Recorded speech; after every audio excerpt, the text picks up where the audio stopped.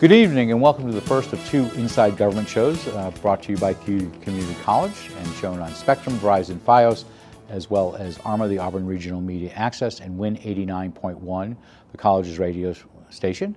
I'm Guy Cosentino, your host.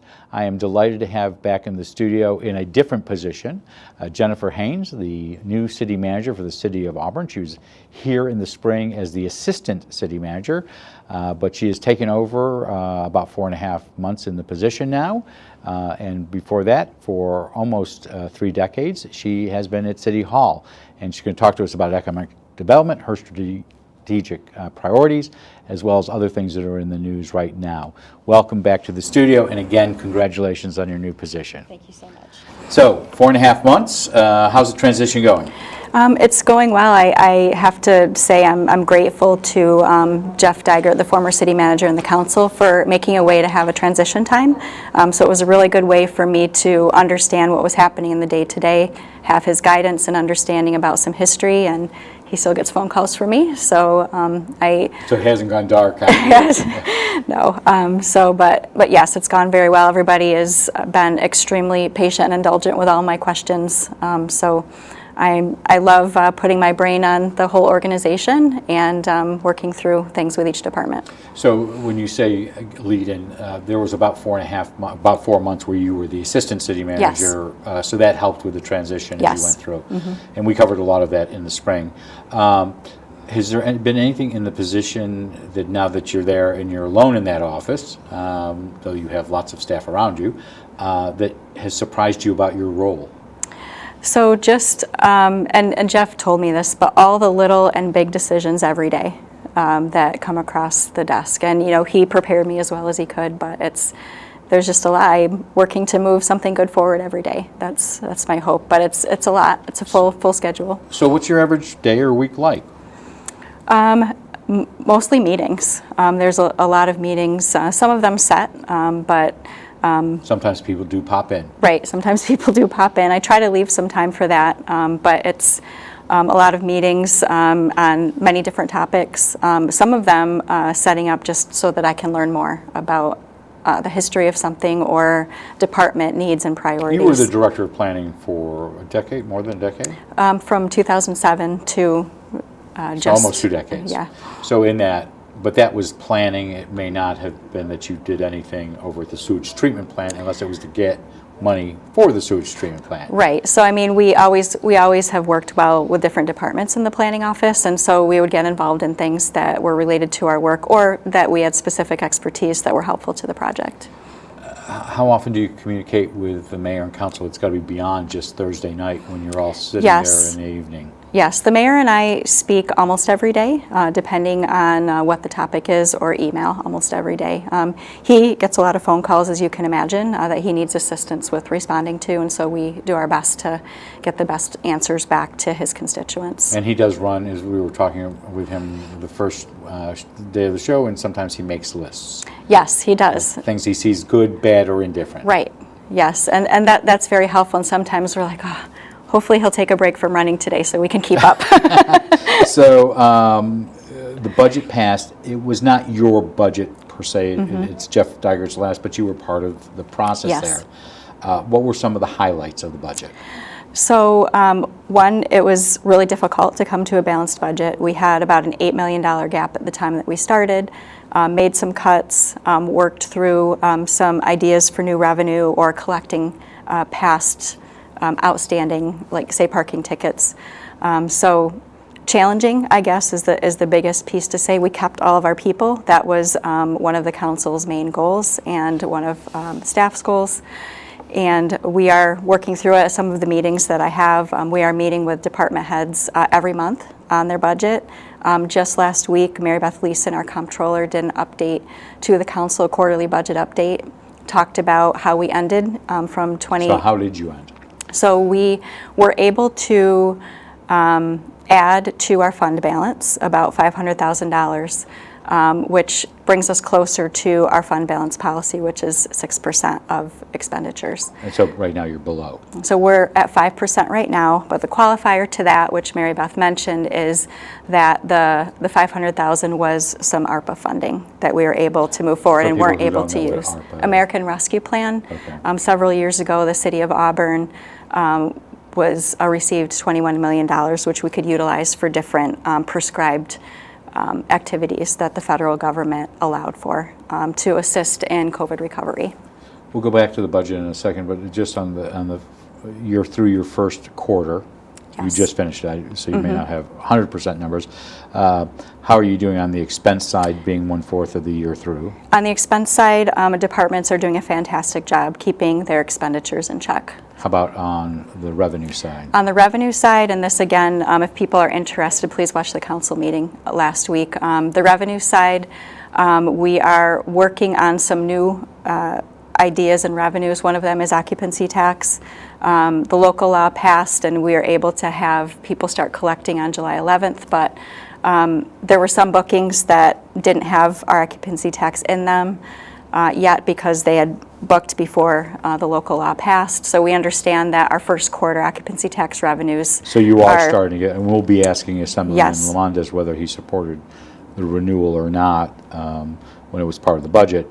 But some of that hotel tax, I call it hotel tax, you call it occupancy tax, some of that has already started to flow? Or will you get that in lump? So I believe this week was the deadline for the first quarter tax returns. So you don't know whether they're hitting? We don't yet. What we were talking about last week at council was that we're hoping that halfway through the year we'll see a little bit better how we're tracking with revenue. But that is our main concern, is how our revenues are going to perform. So you have year. Flintstone and Wildflowers, which are the marijuana dispensaries. I think I'm saying it correctly. Have you started to receive payments on that front? Yes, we had received from the county, this was a few weeks ago now, about $40,000 related to cannabis sales And only. is that your expectation on those revenues? Because that was the first time and new for us. No, I meant for your budget. Did you say $40,000 a quarter? I'd have to get that number, but I think that was tracking well from what we were hoping to get for revenues. So going back to the budget for a second, did it pass unanimously, or were there dissents? Yes. Okay. Local tax rate went up? Yes, we stayed within the tax cap. So but it's a 2% tax cap, and but the we're not tax going to get to the math. rate- The math is, just so viewers know, and if I haven't said this, most likely in 10 years, the 2% is not 2%. Correct. Because of the way there are calculations from the New York State Comptroller. Right. It's within a range, but you were below what the mandated tax cap was. That's correct. Okay. But the tax rate was 3.8%. Okay. So that's what it went there up. was a jump in that. Yes, And the council has, for the last several years, stayed within the tax cap. that's correct. While the tax cap might have had stayed within that, there were jumps in other areas. One was your trash collection fee for Yes. households, correct? Yes. So the refuse collection is a proprietary fund, which means it needs to support itself. So we have to run it like a business. Revenues need to equal expenses. And we were underwater in the refuse collection fund. So we worked to get the refuse collection fee to the level where we would be able to come out even. And was that a separate budget vote, or was that part of the overall budget? That was part of the overall budget vote. The general fund is the fund that most people sort of understand because that's where property taxes go. But refuse collection, water fund, sewer fund. And were there changes in one of the two, sewer and water? One Yes. did increase. Yes. We increased, I believe it was sewer rates, but not water rates. Is there a difference? Well, I'm back to this trash collection for a second, because that's something we got some viewer questions on, a lot of viewer questions on, a lot of different pieces of it. There's a difference between households and businesses and what rates they are. And some businesses can be exempted if they have a dumpster, for example. Correct, yes. As you're looking at, I know the mayor was on, he did not get as much as he wanted from Albany in aid. What is the outlook for you right now? You're in again, just starting the first quarter, but this would be the second quarter of the state year. What are you looking about aid for next year for Auburn from Albany? or you're not counting on it? Well, I am counting on it. Okay. The number, I wouldn't be able to venture a guess. We have received the state aid that was supposed to come in early in this year, and we've received the $200,000 towards the Equal Rights Heritage Center. So those two pieces have come in. We are still, the temporary aim, that's what I was that's what I was looking for, has come in. So we're hopeful that our aid increases. As you know from being mayor, there's different kinds of aid that we receive. Arterial maintenance, those rates have not increased since 1987. There's a lot of advocacy among cities for that. To tell you how old that is, that's before I was mayor. Right. So that tells you something, because Right. inflation has most likely Right. multiplied. So we're hundreds of- underwater there too. What we spend to, maintain the Can arterial. you just stop doing maintenance? I mean, we have a contract that we're supposed to do it. So that's a really good question. I'd have to see what the answer to that would be. But I mean, for our residents, that's not a good thing for us to do. Right. I mean, we need to plow it. We need to. So where I'm going with all this, you've laid out some what I would consider strategic priorities, and one of those is financial strength and stability, and I think this all is where I'm leading to with the budget.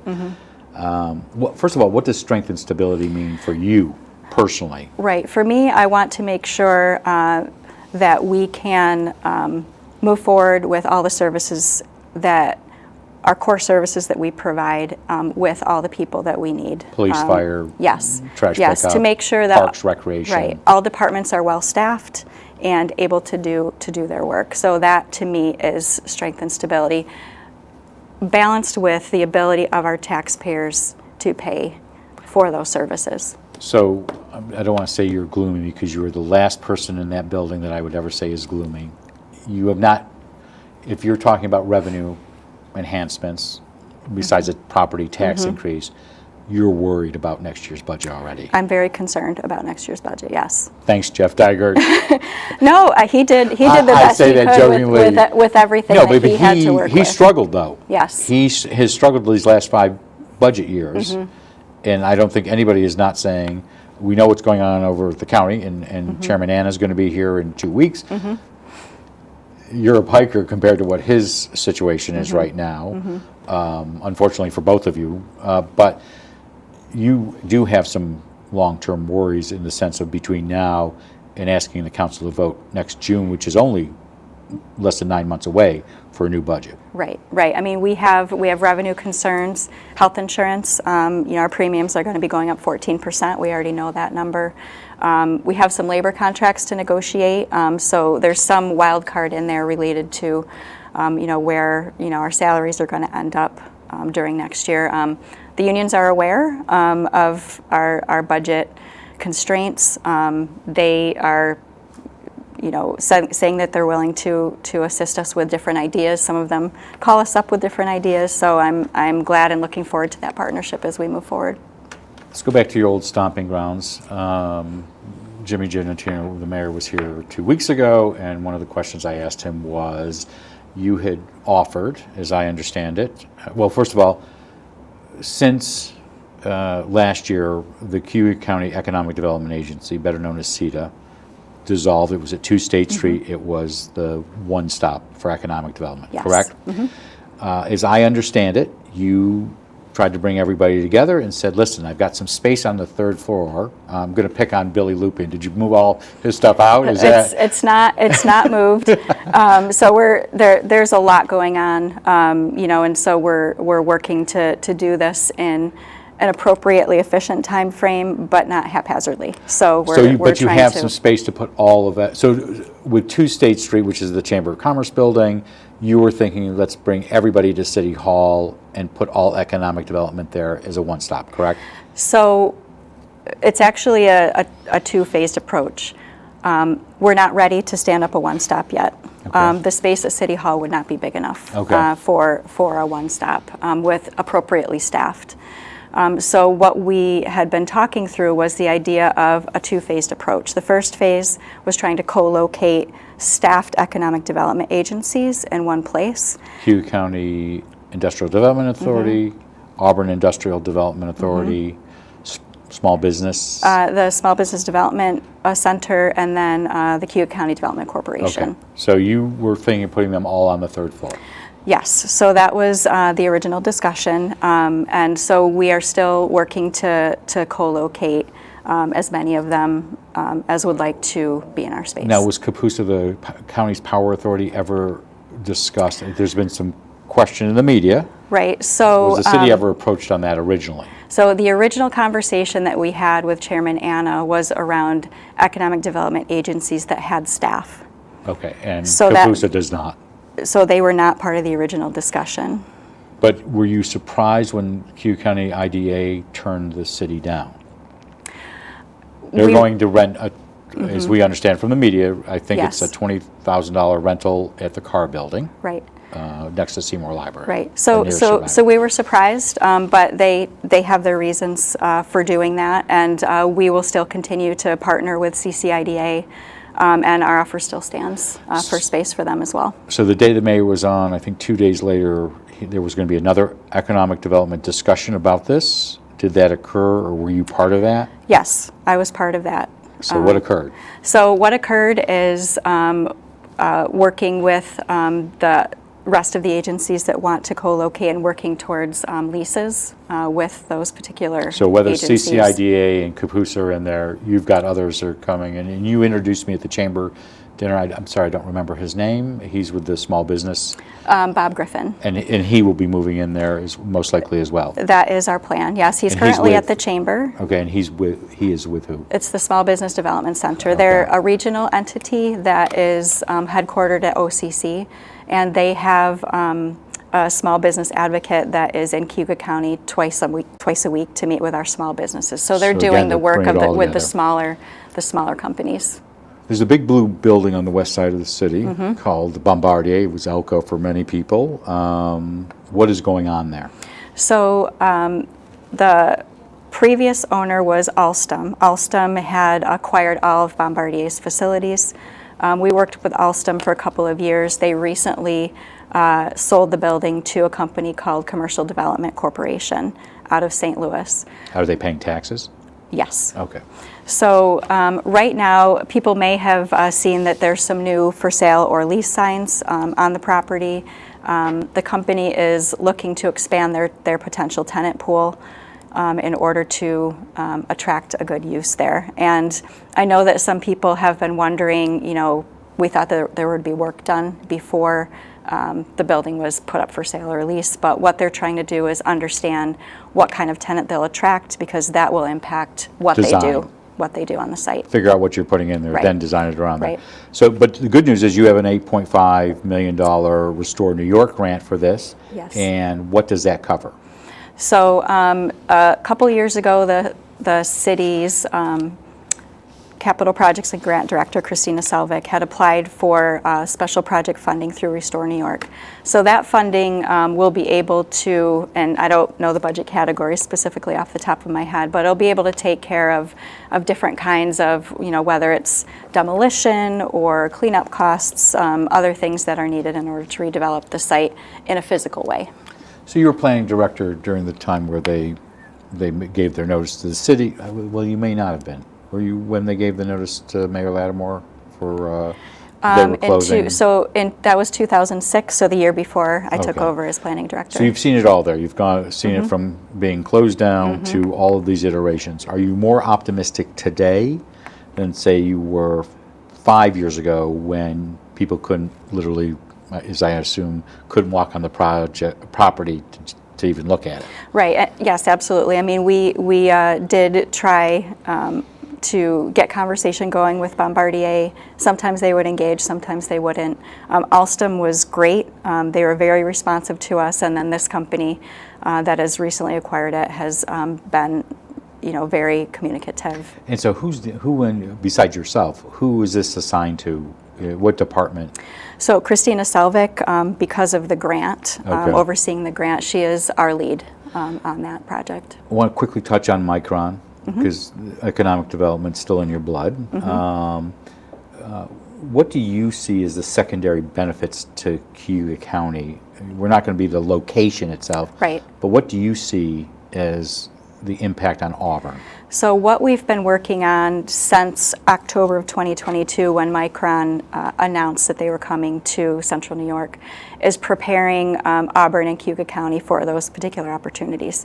We won't have Micron here, but Micron is going to have spin-off supply chain companies that need to locate in the region. Big blue building on the west side of the city of Could Auburn. be. Okay. And also housing opportunities, and I really think that's where Cayuga County is going to shine.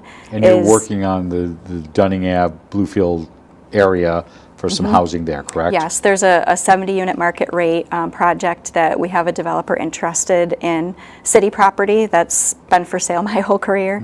And you know, there's lots of other housing developers that are looking in this area, and so we've been pitching our sites to the region to see if there could be a match.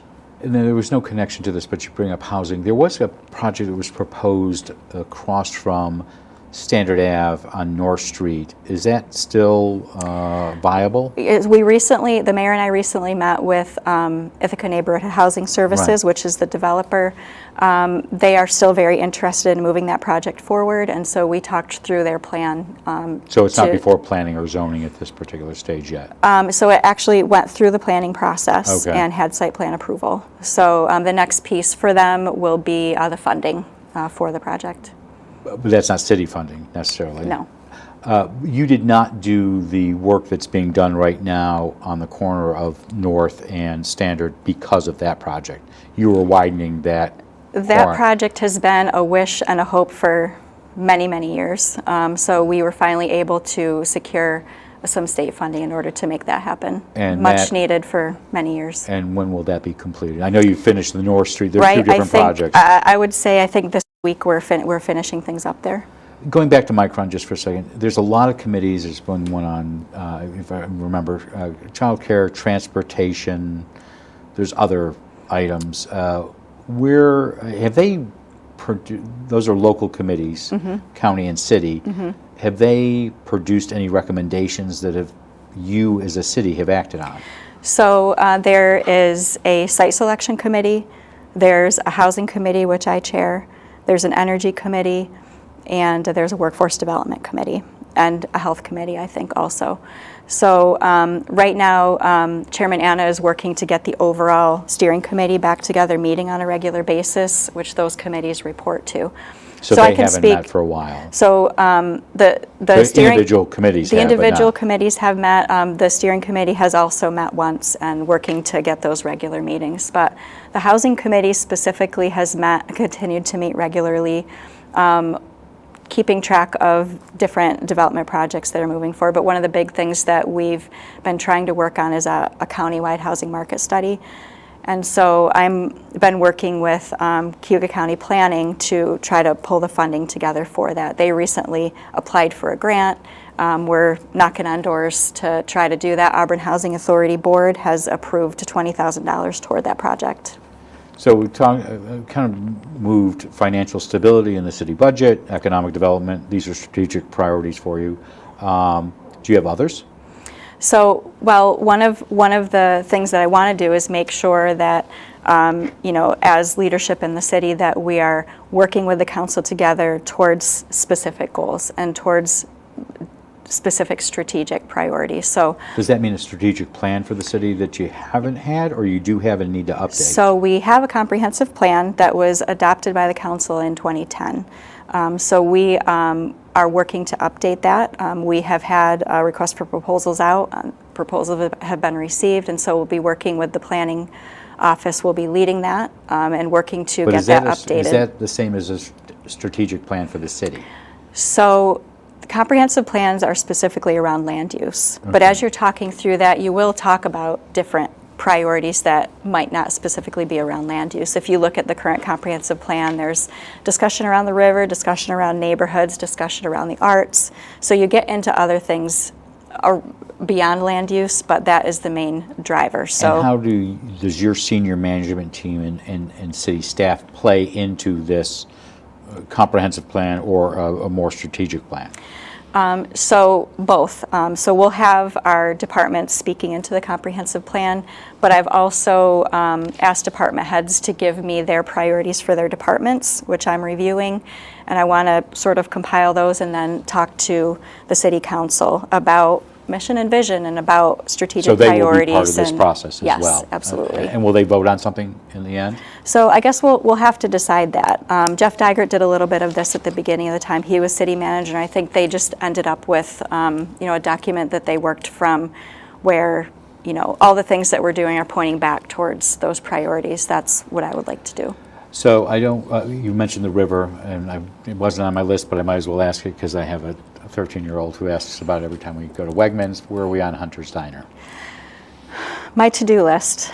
We have a couple of times put out requests for proposals to try to sell it, to try to So there redevelop was a that area. proposal that had come back with some local guys. I would say they were mostly men because that's the names I read in the newspaper. They all, has that fallen by the wayside? So in order to do what they wanted to, which was a really fun and fantastic idea, which was reopen the diner, get some more outdoor seating, the engineering that's required, because it's literally hanging over the river, was really difficult and ultimately didn't pencil out. We had applied for a grant that did not come through for that, so they weren't able to move that forward. So you're still looking for the prospective developer to either stabilize it and open it or do something with it or move it, correct? So the best and most, from the staff's recommendation, the best thing to do is to move it.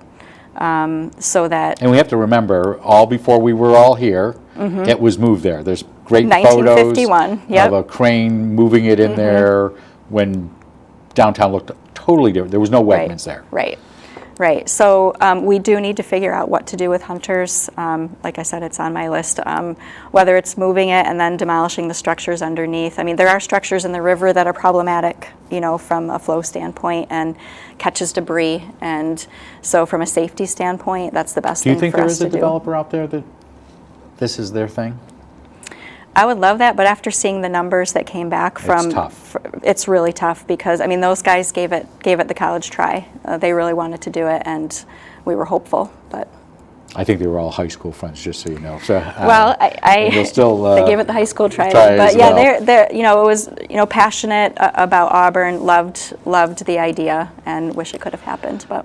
So talking about downtown, I don't want to be the guy who rains on Christmas, but there is a little bit of a buzz right now that there might not be a holiday parade. I know it had moved from one day to another day a couple years ago, and we're going to have Jesse Klein, the new executive director of the bid here in 2 weeks. What's going on? Is there going to be something after 2 days after Thanksgiving downtown? So there will be something 2 days after Thanksgiving downtown. What that looks like is not yet determined. After the parade last year, there had been discussion about being the last one. There is concern around a nighttime parade from a safety perspective, both from a police perspective and DPW. So most likely not a parade. If the parade was during the day, that would be safer, and we could talk about that. But what we had been talking about was the idea of potentially some sort of celebration around the Equal Rights Heritage Center. So that's still to be determined. There's going to be a meeting soon to figure out those details. But you got about 30 days right now. We have to figure it out pretty quickly. The reason I asked this question because the Tomato Fest has moved down to the mall. You're losing this event, which draws thousands of people. There's no question about that. Yep. Is the city not focusing on downtown as much as it did for events in the past? I guess that's the leading question. If you're losing these two major events, Right. Major Palooza has done something totally different. They aren't doing their thing. What about that synergy for downtown? Because you spent a lot of time. That was the main mission of your, not Right. the main. You spent a lot of time as the executive director and director of planning on downtown. Right. So overall, I think one of the city's main objectives should be to create the environment for people to live in, to work in, to play in. So whether that's physical infrastructure, or whatever, I think it's important for us to do that for our residents and our businesses and our tourists. So we did focus on that downtown. Had some great partners in the private sector who put a lot of their own money into the downtown area. So we do need to continue to focus on downtown to make sure it continues to be the vibrant place that it is. We still have some events down there. Tomato Fest, they made a decision to move. We would have still happily hosted. So we do want to continue to focus on downtown. Parades are tough, with tight budgets. It's difficult, to get the staff and the overtime and all of that to do it. So we're trying to be mindful of striking the right balance between still having great events downtown and being mindful of our budget. So I do love a parade. Okay. I have grandkids, but it is challenging from the staffing perspective and all of that and logistics. So, but we do want to have great celebrations in downtown. I'm hopeful that we can have a great holiday celebration. We will have something after Thanksgiving. We will have Jesse Klein here in 2 So- weeks. You're very busy. Last question. Do you get time to read? And if so, what's on your book stand? Well, the Bible is what I read every morning, so that is the main book. I would love to be more mindful about reading. I try to keep up on the news, but that's about all I can handle at the moment. So, I know you're a big reader, and my son and you have traded books in the past. So any advice, I would love it. He always got me on the Whippy Kids line. We won't even talk about that, but yes, we had lots of discussions in your household about books. We do want to thank you for making the time because I know you were very busy. We have had the city manager for the city of Auburn, Jennifer Haines, on to give us the city update. We appreciate you doing that. We look forward to having you back in the studio. We'll be back in just a moment with Assemblyman John Lamondas to talk about issues related to an Albany update, but also his run for Congress against incumbent John Mannion. On Thursday, we will have the second and final forum for the incumbents Terry Cuddy and Ginny Kent on the Democratic Working Families lines for City Council, and their challengers, Craig Diego and Joseph Villano, who are on the Republican, Conservative, and People's Voice lines. Robert Harding will be in the studio to ask the questions. I'll be moderating, but if you have questions or thoughts for other guests or questions for those guests, you can send them to me at COZGUYTHO. I did get several of them for Ms. Haines today. I'm Guy Cosentino for CU Community College. We want to thank you for watching. Stick around for Assemblyman Lamondas, but otherwise we'll see you back here in the studio for the City Council Forum.